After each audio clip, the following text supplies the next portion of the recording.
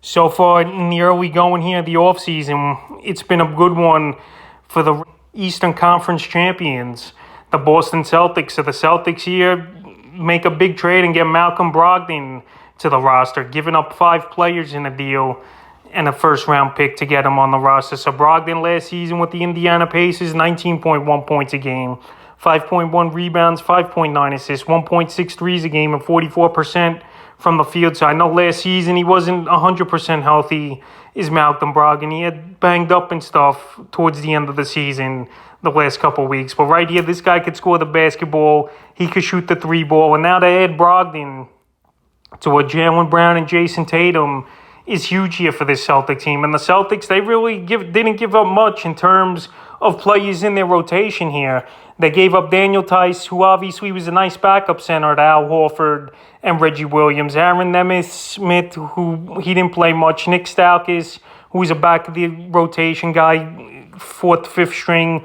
Malik Fitz, Juwan Morgan, and a 23 first rounder. So right here in terms of talent given up right now for Brogdon, I don't think they gave up much, and none of those guys have really done anything in their NBA career here. The only guy that's going to have fantasy value in this trade right away, besides Malcolm Brogdon, obviously, is Daniel Tice. But going into fantasy drafts here with Malcolm Brogdon, he's a player I'm probably going to target anywhere from the 8th to the 10th round range. He's going to get better opportunities. He's going to get more open opportunities as well, with defenses keying in on Jaylen Brown and obviously Jason Tatum, who had monster postseasons but just couldn't get the job done. And this is what they needed, I think, to get over the hump. Another three-point shooter, another guard who could get to the hoop as well here like a Malcolm Brogdon. So maybe this move gets him over the top.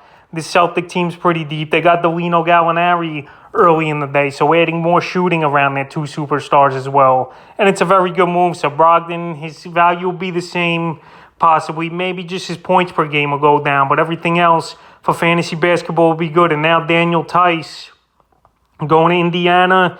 We'll see if he sticks there, because he could also get bought out and go to another team here. So Tice last season, he was serviceable as a backup, 8.2 points a game, 4.9 rebounds, and 51% from the field. So he's a dirty work guy. He's going to put in the work under the boards. He's going to hustle as Daniel Tice, and he's going to make some plays. But in terms of fantasy basketball, no matter where he lands, maybe in deeper leagues, you take him in one of the last 2 rounds here as Daniel Tice.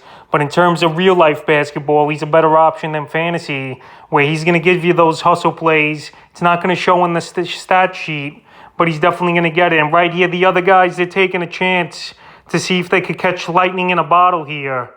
Obviously, is the Indiana Pacers with Aaron Nemeth and the other players in this deal. But right here, only Daniel Tice and the first-round pick were the mainstays in this deal, because Nemeth, he hasn't done much or played much, even though he's been only in the league a couple seasons here. Malik Pitts and Juwan Morgan, we don't know much about them as well. So a big deal here for the Celtics.